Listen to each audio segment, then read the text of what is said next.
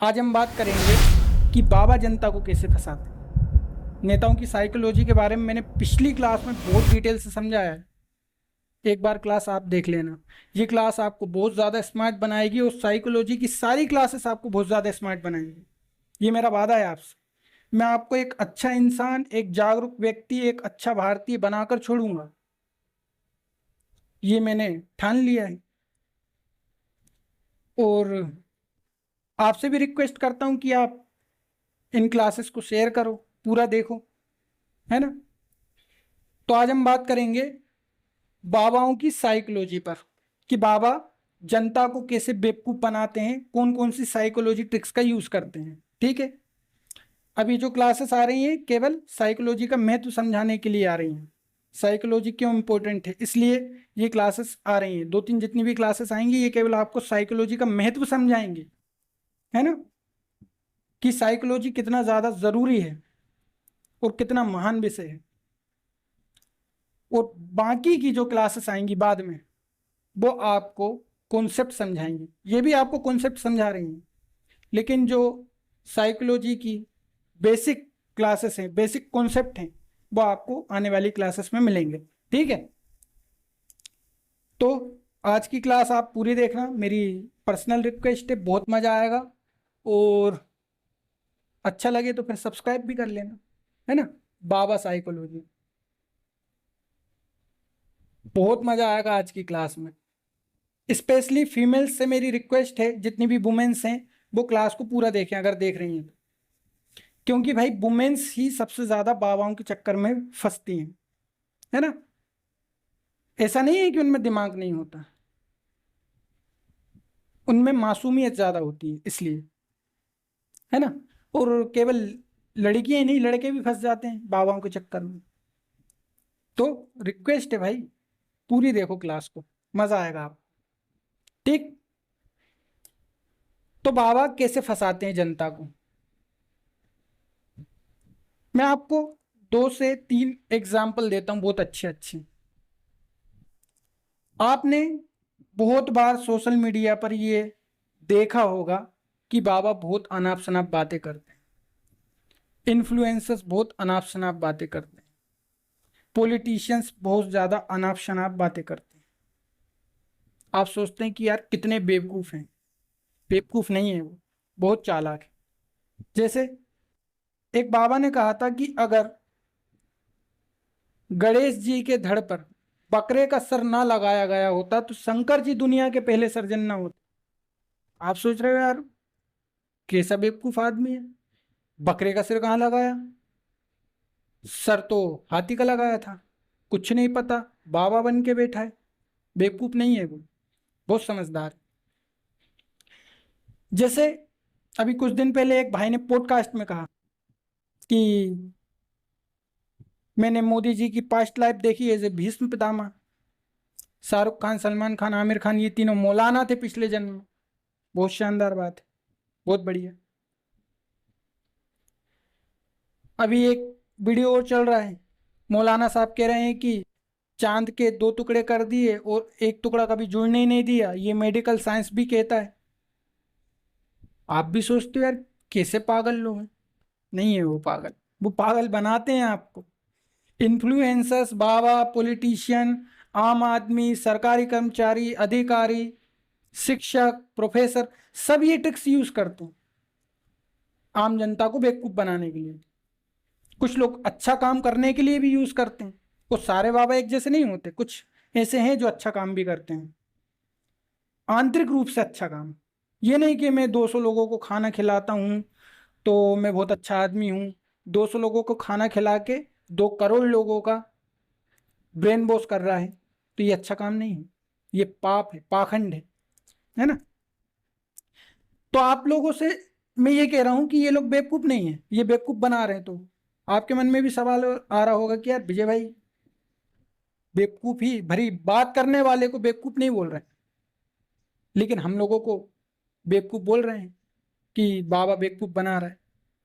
तो मैं ऐसा इसलिए बोल रहा हूं क्योंकि इसे साइकोलॉजी में कहा जाता है शॉक वैल्यू। इसे साइकोलॉजी में क्या कहा जाता है? Shock value. ये पहली ट्रिक है बाबाओं की। ऐसा बोलो जो कभी बोला ही नहीं गया। जैसे एक बाबा है, वो 3 बार ताली ठुकवाता है शंकर जी के सामने। एक से बढ़कर एक बाबा है हमारे देश में, 3 बार ताली ठोको। ये क्यों करवा रहा है वो? Shock value. मतलब इतनी ज्यादा अनोखी बात करो जो कभी की ही नहीं गई हो, आदमी शॉक्ड हो जाए, आहा मजा आ गया, नई बात। बकरे का सिर क्यों लगवा रहा है वो? क्योंकि उसको नई बात करनी, ताकि लोग उसे ट्रोल करें, उसका बिजनेस चल पड़ेगा। आमिर खान, सलमान खान, शाहरुख खान, ये मौलाना थे, मोदी जी भीष्म पितामह थे। ये बात वो क्यों बोल रहा है? धंधा चलाने के लिए। रोज आपको ऐसे इन्फ्लुएंसर्स मिल जाते हैं, ऐसे बाबा मिल जाते हैं, एक से बढ़ के। कुछ नहीं तो अवतार ही, ठीक है कुछ भी बोल लो। इसे क्या कहते हैं? इसे कहते हैं शॉक वैल्यू। आपको कोई ऐसा मंत्र बताएंगे जो आपने कभी नहीं सुना, आपको लगेगा कि यार ये तो मतलब नया है मार्केट में। हमारे यहाँ तो हर रोज भगवान पैदा हो जाते हैं भारत में, हर कोई अवतार हो जाता है। कुछ नहीं तो मोदी जी अवतार हैं, योगी जी अवतार हैं, राहुल गांधी अवतार हैं, फलाने बाबा कृष्ण के अवतार हैं। अरे भगवान, मतलब शर्म नहीं आ रही है? इससे हम हमारे धर्म का, हमारे भगवानों का अपमान करते हैं। कैसे? जब हम ये बोलते हैं ना कि ये अवतार ले चुके हैं, फलाने व्यक्ति अवतार हैं, फलाना नेता अवतार है, तो इससे क्या होता है? हमारे धर्म का अपमान होता है, हमारे देवी देवताओं का अपमान होता है। वो तो आके नहीं करवा रहे खुद का अपमान, आप करवा रहे हो। कैसे करवा रहे हो? ये झूठ फैला के। भाई अगर भगवान अवतार लेकर आ गए और इतना अत्याचार हो रहा है तो कुछ करते क्यों नहीं? कृष्ण आए थे तो कृष्ण ने देखो पूरी महाभारत करवा दी, राम भगवान आए तो पूरे राक्षसों को मार दिया। ये कैसे भगवान है जो आकर बैठे रहते कुछ नहीं करवाते? ये क्यों बोलते हैं शॉक वैल्यू के कारण? कुछ ऐसा बोल दो जो आदमी ने कभी नहीं सुना, बिल्कुल नया लगे। एक से बढ़कर एक बातें बोलते हैं बाबा। आपको लगता है ना कि वो बेवकूफ? बेवकूफ नहीं है। और बाबा का मतलब यहाँ पर हर धर्म का धर्मगुरु है। मौलाना साहब हूँ, चाहे फादर साहब हूँ, चाहे कोई भी हूँ, मैं सबकी बात कर रहा हूँ। सब करते हैं, ठीक है? तो आज समझ गए ना कि बाबा बेवकूफ नहीं है, बेवकूफ बाबा हमें बनाता है साइकोलॉजी ट्रिक्स का यूज कर। शॉक वैल्यू, एक अनोखी बात बोल दो, इसे कहा जाता है यूनिकनेस। शॉक वैल्यू को आप यूनिकनेस भी बोल सकते हो, है ना? आदमी शॉक्ड हो जाए ऐसी बात बोल दो, समझे? तो ये पहली ट्रिक है। इसके बाद बात करते हैं अगली ट्रिक की। ये जो दूसरी ट्रिक है ना, ये मैं आपको सबसे पहले समझाना चाह रहा था, लेकिन मैंने सोचा आपको पहले ये समझाऊं, आपको मजा आए। इसे कहा जाता है कंफर्मेशन बायस। सबसे ज्यादा लोग इसी का शिकार होते हैं, कंफर्मेशन बायस।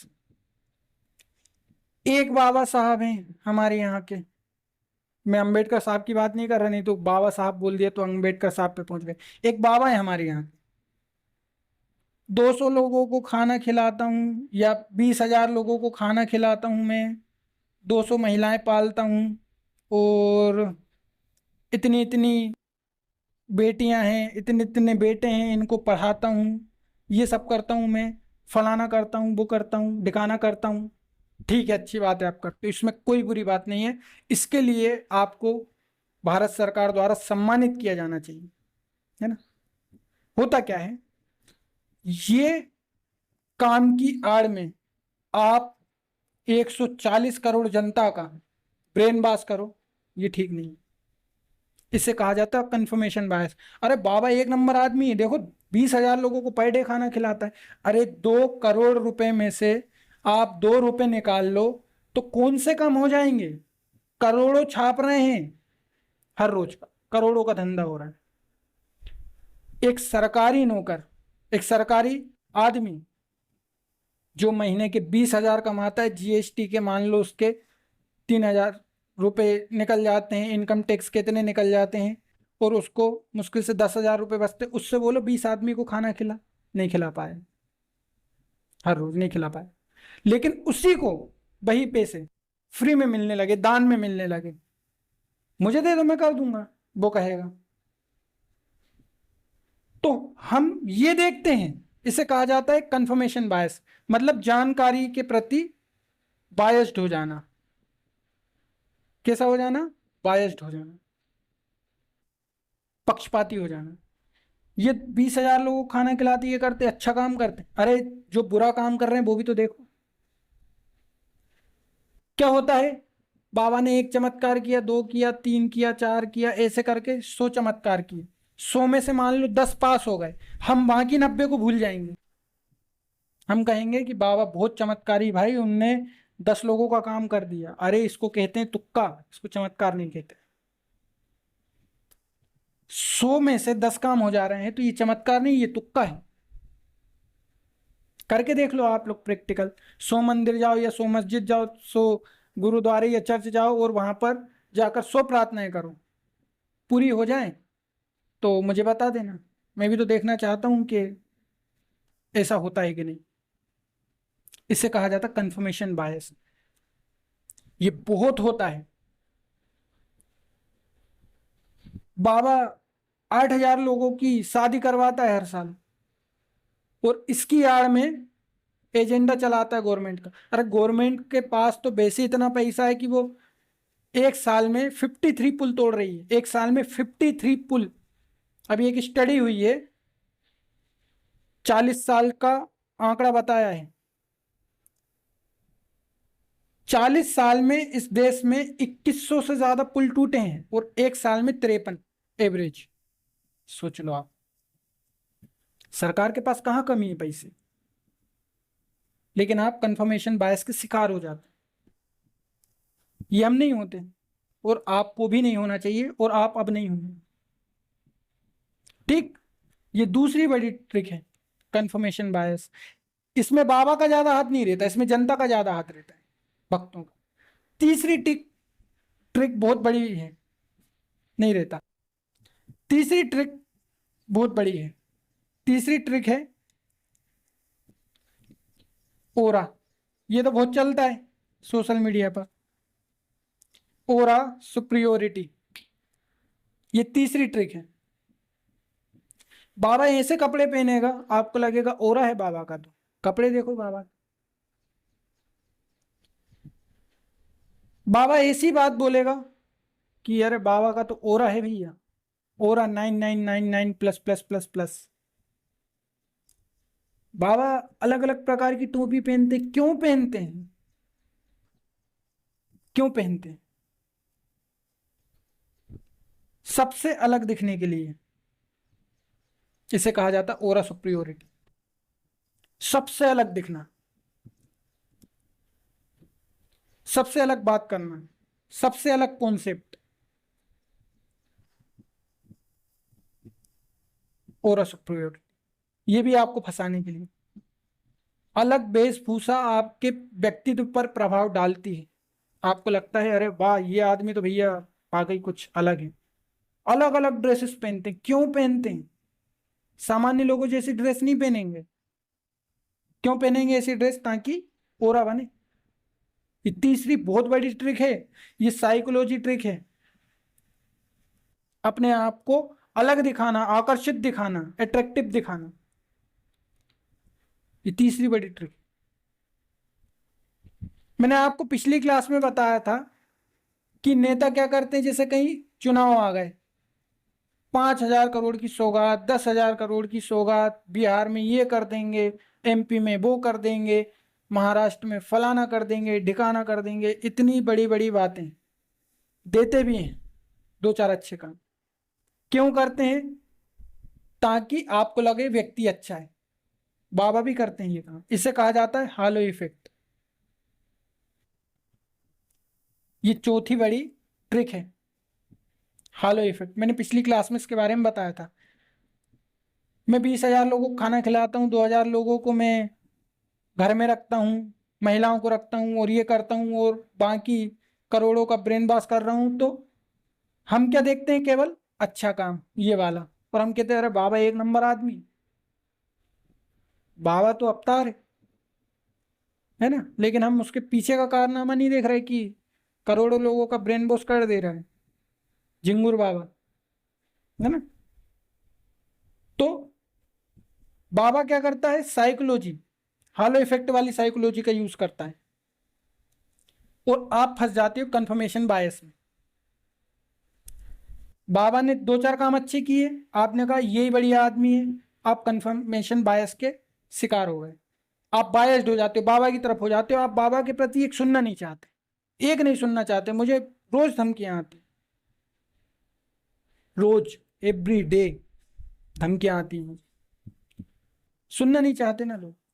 ये है साइकोलॉजी की ट्रिक्स। अगली ट्रिक की बात करते हैं, होप साइकोलॉजी।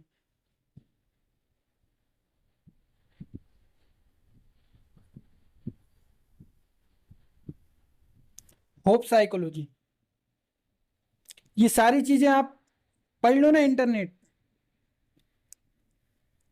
आपको भी लगेगा कि हाँ यार मैंने कुछ सही बताया है। होप साइकोलॉजी मतलब आशावादी मनोविज्ञान। आदमी इसमें भी बहुत फंसता है, सबसे ज्यादा तो इसी से फंसता है। सिगमंड फ्राइड ने कहा था जब आदमी को कुछ ऑप्शन नहीं मिलता, वो ईश्वर की कल्पना करने लगता है। बचपन में बाप को ईश्वर मानता है बेटा, मतलब बच्चे, और बड़ा होकर ईश्वर को ईश्वर मानता है, क्योंकि बचपन में उसे लगता है इस आदमी से ज्यादा पावरफुल कोई नहीं है। घर में सब उससे डरते हैं, सब उसकी बात मानते हैं, वो कुछ भी कर सकता है। शक्कर का डिब्बा उतारना है, मम्मी उसको बुलाती है, बाप सब कुछ कर सकता है। लेकिन बड़ा होता है तो उसको पता चलता है नहीं, ये आदमी ये काम नहीं कर सकता, फिर वो जाता है ईश्वर के पास। ये कब होता है? जब उसकी आशाएं उसके बस में नहीं रहती। मुझे ये भी चाहिए, मुझे वो भी चाहिए, भगवान प्लीज मुझे ये भी चाहिए, मुझे वो भी चाहिए, फलाना भी चाहिए, ढिकाना भी चाहिए, मुझे इतने सब्सक्राइबर चाहिए, मुझे इतने फॉलोअर्स चाहिए, मुझे इतने लाइक्स चाहिए, मुझे सरकारी नौकरी चाहिए, मुझे ये चाहिए, मुझे कार चाहिए, मुझे घर चाहिए, मुझे वो लड़की चाहिए, इतनी सारी चीजें। अब वो खुद से नहीं कर पाता है तो सोचता है कि किसी के ऊपर अपनी आशाएं थोप दूं। और इतने में पता चलता है कि कोई बाबा है भैया, वो सब करवा देता है। अब आदमी परेशान है। एक बार मेरे पिताजी ने मुझसे कहा था, आदमी जब परेशान होता है वो कुछ भी कर सकता है। कोई नास्तिक अगर उसका बच्चा बीमार है और उससे कोई कह दे कि इसके ग्रह दिखवाओ, बहुत ज्यादा बीमार है, मरने की हालत में, चला जाएगा। परेशान है ना आदमी। उससे कहेगा कोई कि बाबा है भाई, उनको इतने पैसे दे देना और झाड़ा फूकी करवा लेना, जादू टोना करवा लेना, उतारा उतारा, बच्चा सही हो जाएगा। वो 50 लाख देने को तैयार होगा। क्यों होगा? आशा के कारण। आदमी परेशान है इसलिए फंस जाता है। ठीक, ये वाली साइकोलॉजी भी बहुत ज्यादा परेशान करती है लोगों को। ये नंबर 5 है ना। नंबर 6 पर है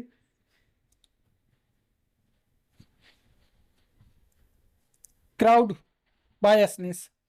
अरे यार इसको मिटाने दो। इसे कहा जाता है क्राउड इफेक्ट कह लो, या इसे सोशल प्रूफ भी कह सकते हैं।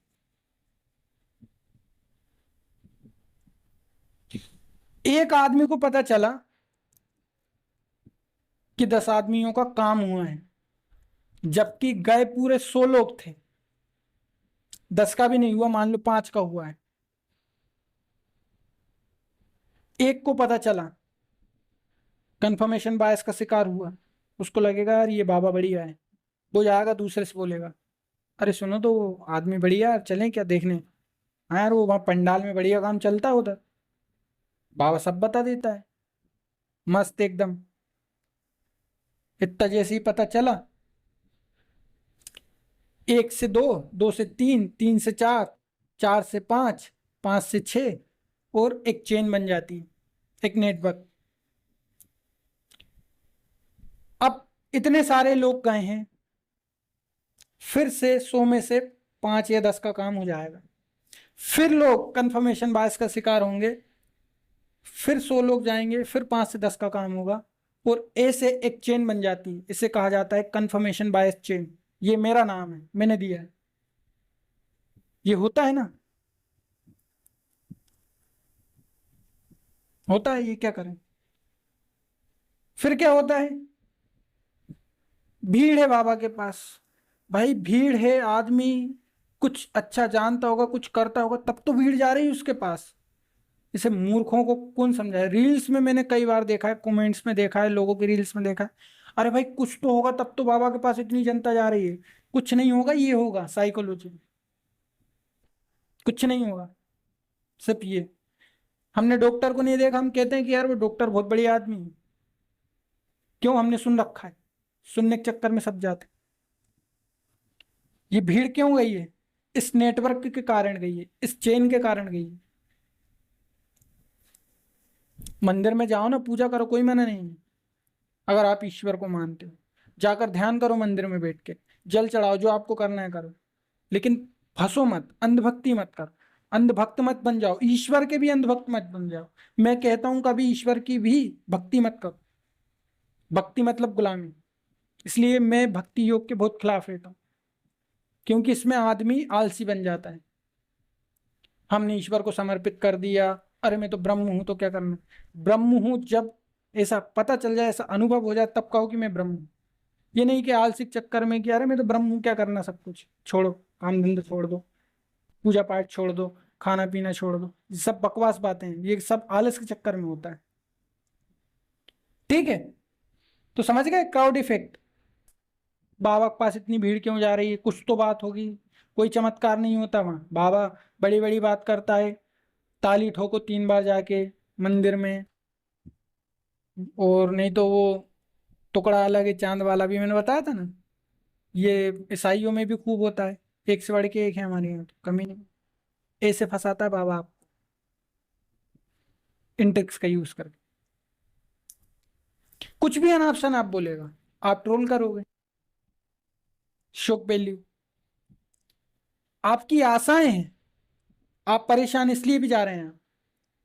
होप साइकोलॉजी, भीड़ का इफेक्ट, अरे इतनी भीड़ जा रही है तो कोई तो बात होगी, चलो अपन भी चलते हैं, जबकि वो आए इस चक्कर में, कंफर्मेशन बायस के चक्कर में। इमोशनली मैनिपुलेट करता है आपको आदमी, इमोशनल मैनिपुलेशन। मैंने इसके बारे में भी आपको कल समझाया था। नेता बाबा ये सब इसका बहुत अच्छे से यूज करते हैं। ये 7 भी ट्रिक समझ लो, लेकिन मैंने इसके बारे में आपको समझाया था। जैसे मैं ही आपको अगर फैक्ट पे फैक्ट बताता जाऊं तो आप मुझे फॉलो कर लोगे। ऐसा क्यों होता है? ऐसा इसलिए होता है क्योंकि हर एक ह्यूमन की ये समस्या है कि उसे असाधारण बात बहुत जल्दी याद होती है, एक्स्ट्रा ऑर्डिनरी बात। कहानी आपको याद हो जाती, लेकिन आपको अगर कोई कुछ याद करने को दे दे, स्क्रिप्ट वगैरह, वो आपसे याद नहीं होगी, कहानी याद हो जाएगी। असाधारण से असाधारण बात आपको याद हो जाती है, लेकिन जो नॉर्मल बातें रहती हैं वो आप याद नहीं कर पाते। आप असाधारण बातों को याद रखते हैं।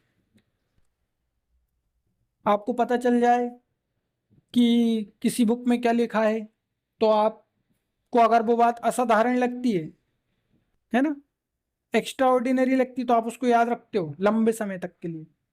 मेरी क्लास को देखने वाले लोग बहुत ज़्यादा चीज़ों को याद रखते हैं। क्यों रखते हैं? क्योंकि उनमें भी ये साइकोलॉजी काम करती है। ठीक है, तो जितनी मैंने बातें आपको बताई, इसका गलत यूज़ नहीं करना है। आप इसका आपको अच्छा यूज़ करना है, खुद को समझदार बनाने में, लोगों को जागरूक बनाने। इमोशनल मैनिपुलेशन कैसे होता है? इमोशनल मैनिपुलेशन होता है भाई, 2000 लोगों को खाना खिलाते हैं, 800 लोगों की शादी करवाते हैं, और ऐसा करते हैं, वैसा करते हैं। ये सब इमोशनली मैनिपुलेशन है। आपको इमोशनली मैनिपुलेट कर देते हैं, और नहीं तो रोने लगो जाके लोगों के सामने। मैंने पिछली क्लास बताया था ना। जैसे एथिक्स में एक चीज पढ़ाई जाती है सोशल सर्वेंट्स। जैसे मान लो आपको कहीं पर भेज दिया गया जहां पर शहीद हुए हैं कुछ 4-5 लोग, परिवार वालों के पास आपको भेज दिया गया। कोशिश करो कि आप थोड़ा सा रो दो, आपको ताकि लोगों को लगना चाहिए कि नहीं यार अधिकारी बढ़िया आदमी। ये सिखाया जाता है ट्रेनिंग में, मेरे एक दोस्त ने मुझे बताया था, ताकि अधिकारी पर विश्वास हो, ताकि उनके साथ इमोशनली आप अटैच हो जाओ, जुड़ जाओ उनके साथ। इसे कहा जाता है इमोशनली मैनिपुलेट करना। वो लोग भी सोचते हैं कि अरे यार अच्छा आदमी है, देखो रो दिया, उसे दुख हो गया। बहुत तेज यूज होता है इमोशनल इंटेलिजेंस का, बाबा भी ये करते हैं। कुछ नहीं तो कथा में रो रहे हैं। जैसे एक बार एक बाबा ने बताया था कि बाम लगा लेते हैं, झंडू बाम इसलिए लगा लेते हैं ताकि आंसू आए कि साक्षात केवट जी कथा सुना रहे हैं। ऐसा होता है इमोशनली मैनिपुलेट करना। कुछ नहीं तो भजन गाते गाते अपने आप रोने लगे। मैंने कई इस्लामिक जो स्कॉलर से मैंने उनकी वीडियो देखी है। लोग पता नहीं क्यों झूम रहे हैं, क्यों रो रहे हैं, क्यों रो रहे हैं भाई। हमें तो इतना कुछ हो जाता, हमें रोना ही नहीं आता, लोग रो रहे हैं। इसे कहा जाता है इमोशनली मैनिपुलेट करना। ठीक है, ये साइकोलॉजी की वो ट्रिक्स हैं जिनका यूज करके आप फंस गए हैं। इसके अलावा भी बहुत सारी है, कॉग्निटिव डिसोनेंस है जैसे, इससे भी बाबा आपको फंसा लेते हैं। इसके अलावा बहुत सारी ऐसी ट्रिक्स हैं। ऑथोरिटी इफेक्ट है कि बाबा ने जो कह दिया मतलब वो सत्य है, भगवान का वचन है, अवतार है बाबा। तो बहुत सारी ऐसी ट्रिक्स है, लेकिन ये जो ट्रिक्स है केवल इसने भारत को फंसा दिया। सोच लो, बाबाओं को ज़्यादा मेहनत करने की ज़रूरत नहीं पड़ती, नेताओं को ज़्यादा मेहनत करने की ज़रूरत नहीं पड़ती, इन्फ्लुएंसर्स को ज़्यादा मेहनत करने की ज़रूरत नहीं पड़ती, इतने में आपको फंसा देते।